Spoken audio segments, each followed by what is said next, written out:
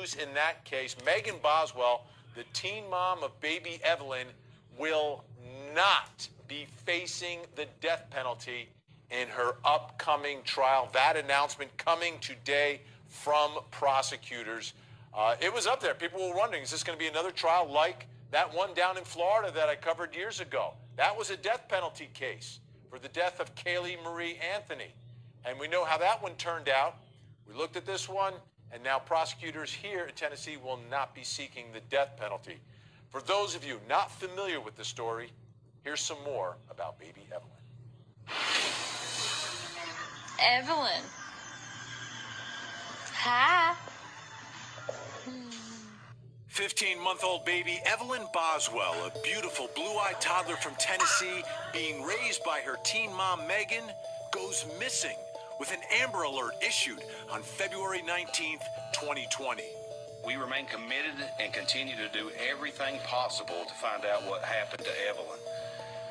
And as always, as soon as relevant information and accurate information, I want to really reiterate that. As it comes to us, we will get that out as soon as possible, okay?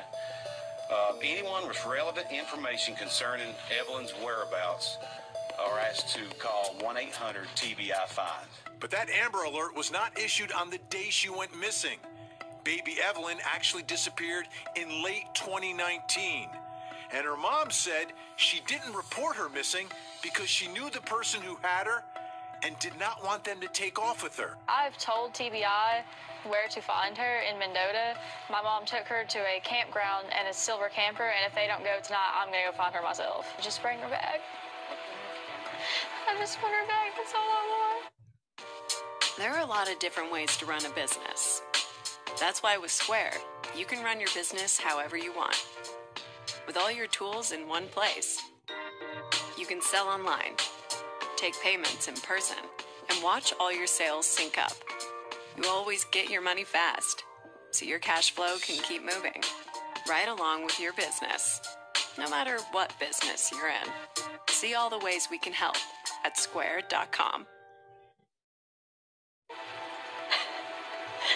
I've been so long without her, and I know a lot of people are like, oh, why didn't you report it missing earlier? Because my mom threatened me, and I just want her back.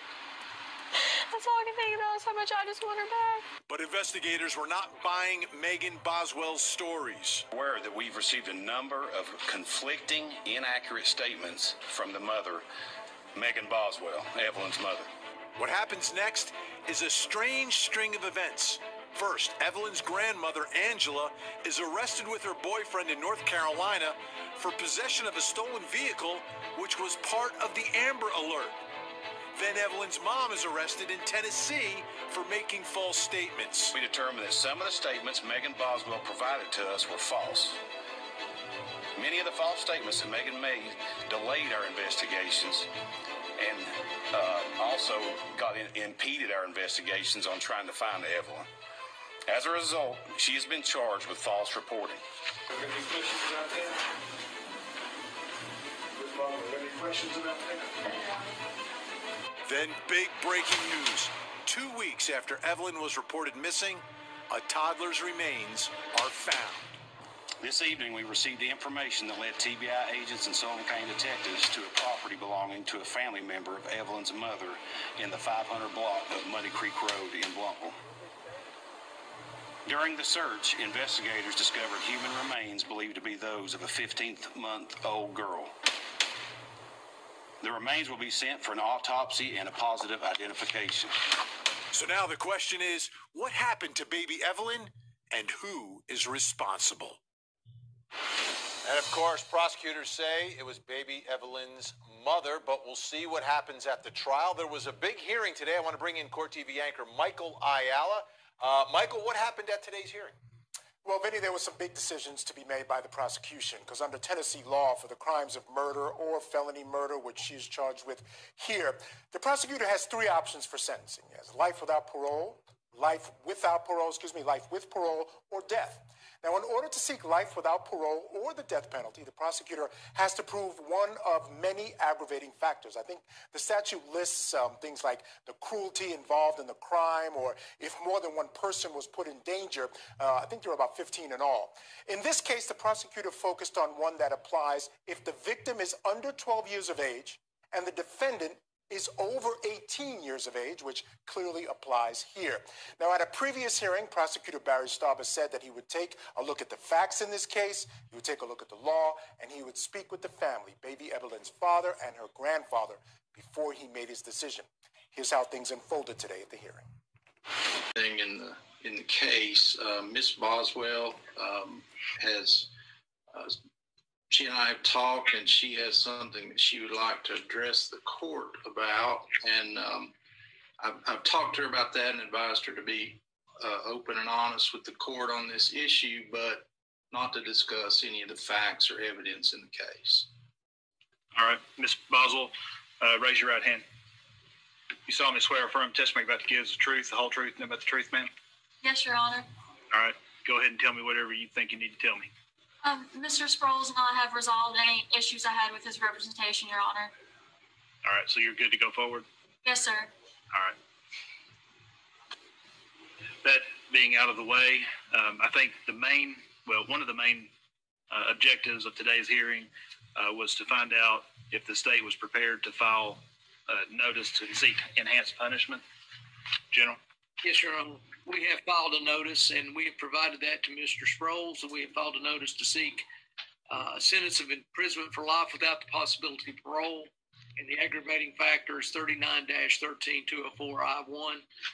The murder was committed against a person less than 12 years of age, and the defendant was 18 years of age or older. All right. I don't think that notice triggers me having to appoint co-counsel. That's correct. So I think that we're good to move forward. Where are we in the discovery process? Judge, we had announced at the last hearing that the state has provided us with the discovery responses, and it's considerable. We have been able to work through roughly about half of the information here, but we're still trudging through that. There's several audio video files that we're going to have to figure out a way so that Ms. Boswell can see those, but we're delivering regularly to her the documents. Okay. And Your Honor, I would say that we're probably going to be producing some more evidence here shortly, which will be a considerable amount. That's still part of the discovery process. So in addition to what Mr. Sproles has been provided, I anticipate he will be provided with some more evidence here shortly. All right. Is there any... And that's not a surprise, Judge. We kind of expected that. I guess my question to you all is, do we need to go ahead and put this on trial track, or do we need another announcement date? Do you anticipate motions? Do I need to set a motions hearing date or a motions deadline? I feel like Mr. Sproles probably needs to get all the discovery before he can decide what motions need to be filed, and that needs to be done before we just blindly set a trial date. I agree with that, Judge. I think he needs to see everything before he can evaluate what or if any motions he files. I agree with that too, Judge. And we had previously filed a couple of motions, and I think that they were probably premature. I think the state would probably agree with me on that. And we have no problem with the court holding those in abeyance until we get in a better position. All right. No objection, Your Honor, at all. General, when do you anticipate having the rest of this information to Mr. Sproles? Well, some of it will be relatively immediately, and some of it will.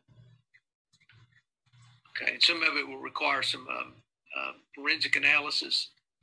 And Ms. Nelson, General Nelson thinks it'll be at least 8 weeks, and I think it might be a little further than that out. Why don't we set this for status on May the 14th? That's fine with the state, Your Honor. Mr. Sproles, is that a good date with you? That'd be fine. We'll set this for status May 14th at 9 a.m. Thank you, Your Honor. All right. Thank you. Thank you, Judge. All right, Vinny, so a lot to chew on there. In addition to the enhanced punishment, they're due back in court, as you heard, on the 15th. We heard prosecutors say that they have a lot more evidence that needs to be turned over, in addition to what sounds like a lot of discovery that has already been turned over. We heard that there's video evidence, physical injuries. We heard mention of forensic evidence and testing yet to be done. And I know that during the investigation, there was some thought that maybe Megan's mom and her boyfriend might be involved in what happened here, but when they decided to charge Megan with the murder, investigators were clear. They felt all the evidence pointed to only one conclusion, that Megan was responsible for the death of baby Evelyn. Now, if she's convicted, there will then be a sentencing phase, and that same jury, with her evidence, the prosecutor will have to prove the aggravating factor beyond a reasonable doubt, and the defense will present evidence of mitigating factors, and then the jury will have to unanimously decide whether to impose that enhanced sentence of life without parole. Fascinating, and the case is starting to move now. You can see things are happening, but due to COVID, the exchange of information is tough. The forensic testing is tough. She said something at the beginning of this hearing, and to me, it's kind of a little bit out of left field because, we're not in there every day with what's going on. What's going on between her and her attorney?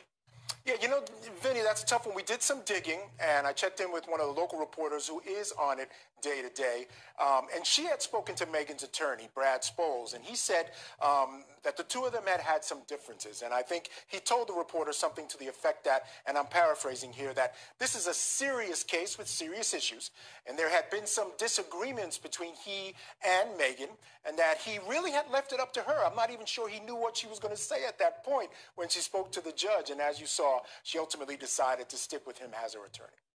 This is interesting because she's so young. You wouldn't think someone so young would, okay, no, we're doing it this way. But apparently she's much more sophisticated than you might think a teenager would be in a situation like this. All right, this case is big news, right? We're covering it, but it's huge news locally because I know everyone was worried about that child. People were searching for that child. Are they going to stay in Sullivan County?